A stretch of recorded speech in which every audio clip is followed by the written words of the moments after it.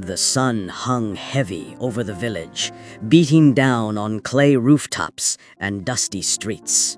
Merchants shouted over one another, hawking millet, yams, and cloth dyed in colors so bright they hurt the eyes.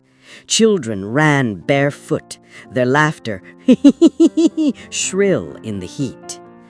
It was then the stranger appeared. He moved without haste, yet every step seemed to whisper in the dust, a rhythm that drew attention without effort. His robe shimmered like molten oil, and rings glinted on fingers slender yet strong. Eyes, sharp as flint, scanned the crowd, catching every glance. No one saw him arrive.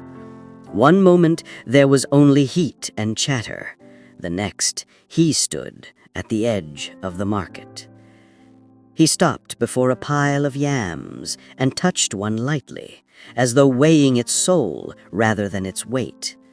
"Strange," he murmured, "how men cling so tightly to things that fade."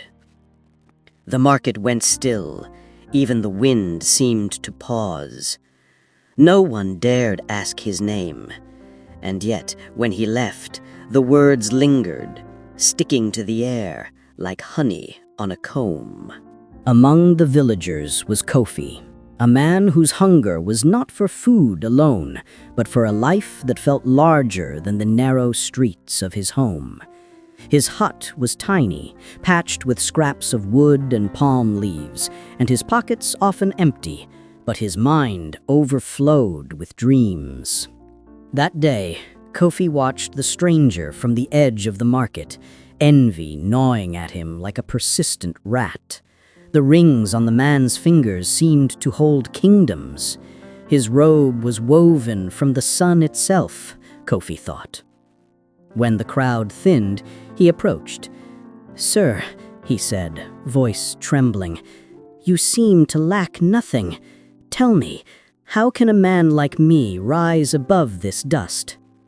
The stranger's lips curved into a slow smile.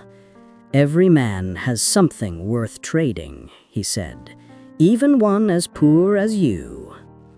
Kofi's heart leapt and faltered all at once. "Trading? For what?" he asked. "You will see. But know this, nothing comes without a cost." That night, the moon hung like a pale coin in the sky. Kofi waited beneath the ancient baobab, its roots coiling like sleeping serpents. The stranger arrived without sound. "What do I have to trade?" Kofi asked, voice small in the still night. The stranger's eyes reflected the moonlight, sharp and cold. "Your shadow." "My shadow?" Kofi laughed, nervously. "What use is that to anyone?" "More than you know," the stranger replied. "Give it to me, and all your heart's desires will be yours. Gold, respect, power. You will never thirst for what others have." Temptation curled around Kofi like smoke. He imagined wealth, a house with walls that did not leak, a table that always groaned under food. He saw eyes that no longer dismissed him, voices that would call his name with respect. "Done," he said, and with that the wind stirred. His shadow detached from the earth as if it had been waiting, stretching into the stranger's hands before disappearing into the dark. By dawn, Kofi's hut gleamed with gold. His cattle multiplied overnight. Merchants bowed as he passed. A name once laughed at now hummed like music across the village: Kofi, the favored. Yet not all were blind to the change. Mothers drew their children close when he walked by. Dogs bristled and barked. And at high noon, when the sun cast its strongest light, whispers ran through the market. "Look," said one woman, pointing, "he casts no shadow." Kofi laughed it off. "A small price for greatness," he said. But late at night, when the lanterns were extinguished, he felt the hollow absence beneath him. His wealth had arrived, but something deeper had vanished. The unease grew. Children ran, mother scolded them to stay away. Even the village dogs, once friendly, barked and circled him with suspicion. His reflection in the river appeared dim, like a fading echo of a man who once was. "Why do they fear me?" Kofi demanded of an old man, seated on a worn stool outside his hut. "Because only the living cast shadows," the elder said quietly.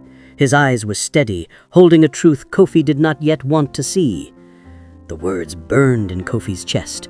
Gold could not buy innocence, nor respect without fear. Determined to drown his unease, Kofi threw a great feast.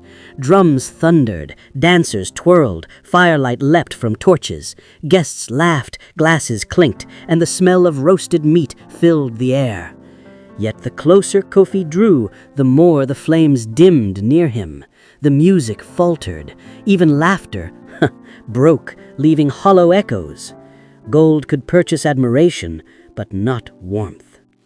That night, as he sat alone on a veranda, moonlight brushed his face, but it passed through him, faint and ghostly. He whispered, "What have I done?" The wind gave no answer. Weeks later, during a storm that shook rooftops and bent the palm trees, the stranger returned. His eyes glowed like embers hidden in smoke. "You have all you wished for," he said, voice soft yet filled with weight. "Why do you look so hollow?" "I have everything," Kofi admitted, "and yet nothing. My wealth is cold, my house silent, even my reflection flees." The stranger's lips curved. "Ah, so you miss what you traded." Kofi's hands shook. "Give it back." "Some things, once sold, cannot be bought again," the stranger said. Kofi left everything behind. He climbed barefoot, bleeding, each step against jagged rock and thorny brush. He sought the mountain where the sky met the earth, where it was said heaven listened to prayers. At the summit, as the wind screamed like the cry of lost souls, a voice met him, not loud, but deep and clear. "Kofi, why did you sell what I gave freely?" "I thought I could live without it," Kofi said, collapsing to his knees. "And what have you learned?"